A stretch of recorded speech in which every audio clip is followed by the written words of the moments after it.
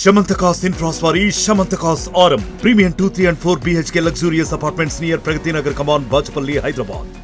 నేను కాకాని గోవర్ధన్ రెడ్డిని సూటిగా స్పష్టంగా అడుగుతూ ఉన్నా. గోవర్ధన్ రెడ్డి చంద్రమోహన్ రెడ్డి గారు చెప్పినట్టు నీది నోరా లేక తాటి మట్ట, ఇంగిత జ్ఞానం ఉండి మాట్లాడుతున్నామని అడుగుతూ ఉన్నా. ఎందుకు చెప్తున్నానంటే మీరు చేసే ఆరోపణలు ఆ విధంగా ఉన్నాయి. గోవర్ధన్ రెడ్డి గతం మర్చిపోయావా? ఆనాడు చంద్రమోహన్ రెడ్డికి 1000 కోట్ల ఆస్తులు విదేశాల్లో ఉన్నాయని ఫోర్జరీ డాక్యుమెంట్ తెచ్చావు. మేమంతా కూడా నిజమేనేమో, మా గోవర్ధన్ రెడ్డి డాక్యుమెంట్లు కూడా తెచ్చాడంటే నిజమేనేమో, ఓయమ్మ 1000 కోట్ల ఆస్తులు అని చెప్పి అనుకున్నాం. ఓ వారం పాటు 10 రోజుల పాటు తర్వాత తెలిసింది ఇవన్నీ ఫోర్జరీ డాక్యుమెంట్లని. ఈ రోజుకి ఆ యొక్క కేసుల్లో పోలీస్ స్టేషన్ల చుట్టూ కోర్టుల చుట్టూ తిరుగుతున్నావు గోవర్ధన్ రెడ్డి. మరి ఆనాడు 1000 కోట్లని ఈనాడు ఏం మాట్లాడుతున్నావంటే సూరాయపాడు రీచ్లో ఇప్పుడు దాకా ఒక్క ట్రాక్టర్ ఇసుక బోలా, పత్రికా విలేకరుల సాక్షిగా సూరాయపాలెం ప్రజల సాక్షిగా చెప్తూ ఉన్నాం.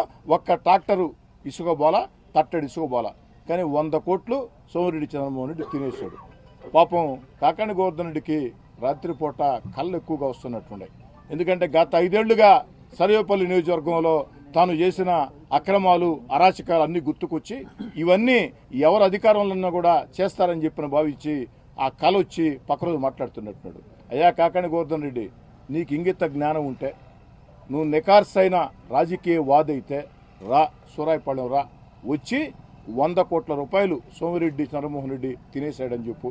నువ్వు ఏ విధంగా ఆధారాలు చూపించు.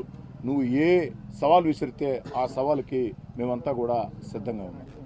ఈరోజు ఎంత దారుణంగా ప్రవర్తిస్తున్నానంటే చిన్నదానికి పెద్దానికి గోవర్ధన్ రెడ్డి, కాకాని గోవర్ధన్ రెడ్డి కాదు, సోషల్ మీడియా గోవర్ధన్ రెడ్డి. ఇప్పుడు సోషల్ మీడియాలో ఖర్చు కూడా లేదు, శ్రమ కూడా లేదు.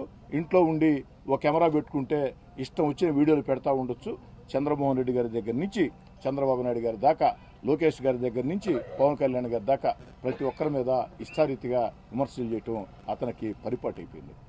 అయినా గోవర్ధన్ రెడ్డి, మన ఇద్దరిలో మాట, సర్వేపల్లిలో దోచుకునేదానికి ఏం మిగిలిందా చంద్రమోహన్ రెడ్డికి?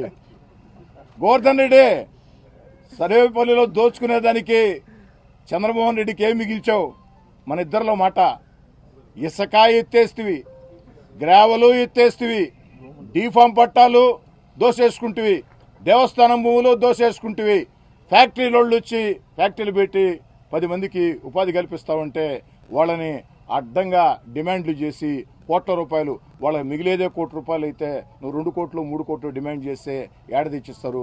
ఫ్యాక్టరీలు సర్వేపల్లికో దండం, ఆంధ్రాకో దండం అని చెప్పని జగన్ గారి దగ్గర నుంచి గోవర్ధన్ రెడ్డి దాకా అరాచకాలతో ఈ ఫ్యాక్టరీలు మొత్తం కూడా ఇతర ప్రాంతాలకు పరిపోయే పరిస్థితి. తీసుకెళ్ళినటువంటి వాళ్ళు ఎవరు?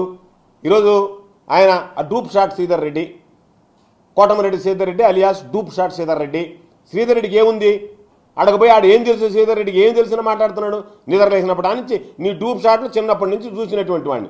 సోమిరెడ్డి నీ డూప్ షాట్లు చూడలేదు కాబట్టి నువ్వు పోయి అక్కడికి పోయి గోవర్ధన్ రెడ్డి ఇంటి ముందు సైరన్ మోగటం లేదు, గోవర్ధన్ రెడ్డి ఇంటి ముందు సెల్యూట్లు కొట్టడం లేదు, గోవర్ధన్ రెడ్డి ఇంటి ముందు కాంట్రాక్టర్ రావడం లేదు, గోవర్ధన్ రెడ్డి ఇంటి ముందు వీళ్ళందరూ రాలేదంటే నా ఇంటి ముందు రారు శ్రీధర్ రెడ్డి.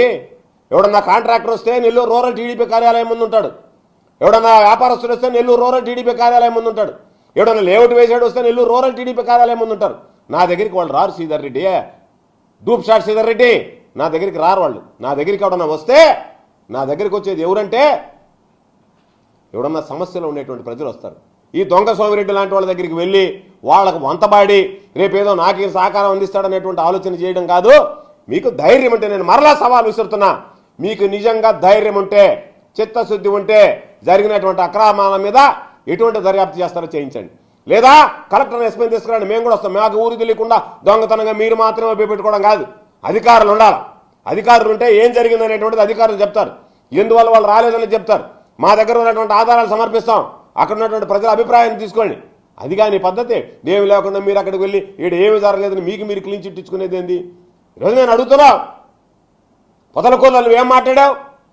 నాకు సంబంధించినటువంటి బినామీలకు అక్రమ లేఅవుట్లు ఉన్నాయన్నావు. నేను ఛాలెంజ్ విసురుతున్నాను నీకు. ఈరోజు నువ్వు వాళ్ళ దగ్గర డబ్బులు తీసుకొని వాళ్ళ మీద 468, 471 కేసులు పెట్టించావు, వాళ్ళ లేఅవుట్లు తవ్వించావు.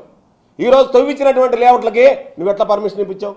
నువ్వు పెట్టినటువంటి కేసుల్ని నువ్వు ఎట్లా పరిష్కరించావు? అంటే ఆ రోజు వాళ్ళు డబ్బులు ఇవ్వలేదు కాబట్టి, నీకు బేరం కుదరలేదు కాబట్టి చేసావు.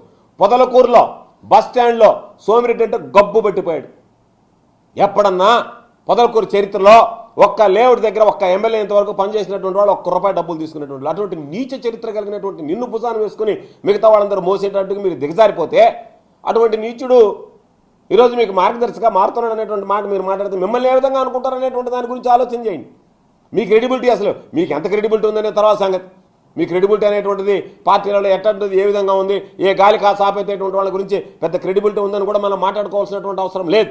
వీటన్నిటితో మాకు సంబంధం లే. సోమిరెడ్డి దోపిడీ చేసుకుంటారు, సోమిరెడ్డి దోపిడీకి మేమందరం మద్దతు ఇస్తామని చెప్పి మాట్లాడడానికి వెళ్ళరా? సోమిరెడ్డి లాంటి నీచ చరిత్ర కలిగినటువంటి వాడు నెల్లూరు జిల్లాలో ఈ సృష్టిలోనే ఉన్నాడు. సోమిరెడ్డి లాంటి అవినీతిపరుడు ఈ సృష్టిలోనే ఉన్నాడు. కాబట్టి ఈ కాకమ్మ కబుర్లు మానండి. మీరందరూ కలిసి కట్టకట్టుకుని వచ్చినంత మాత్రాన్ని ఏదో ఇక్కడ జరగలేదేదో జరిగింది కాబట్టి ఏదో మేము మాట్లాడేసామని అనుకుంటున్నారేమో. కాదు, మీకు చిత్తశుద్ధి ఉంటే నేను ఈరోజు కూడా చెప్తున్నా, మీ మాటలకు విలువ ఉండాలంటే మిగతా వాళ్ళ మాటల గురించి నేను పట్టించుకోను. వాళ్ళందరూ చిల్లర దొంగలు, చిల్లర చేష్టలు చేసేటువంటి వాళ్ళందరూ వచ్చి ఆడ మాట్లాడారు. వాళ్ళ గురించి పెద్దగా పట్టించుకోవాల్సినటువంటి అవసరం లేదు. ఒక ఎమ్మెల్యే స్థాయిలో నువ్వు మాట్లాడావు, అక్కడ స్థానికంగా ఉండేటువంటి సోమిరెడ్డి మాట్లాడాడు కాబట్టి నేను చెప్తున్నా, మీకు నిజంగా క్రెడిబిలిటీ ఉంటే, చిత్తశుద్ధి ఉంటే మీరు రండి, వచ్చి అక్కడ విచారణ చేయించండి. సోమిరెడ్డి దొంగ దొర రెండే మాటలు. సోమిరెడ్డి అవినీతిపరుడా నీతిమంతుడా? సోమిరెడ్డి అక్రమార్జన లేదా సక్రమార్జన?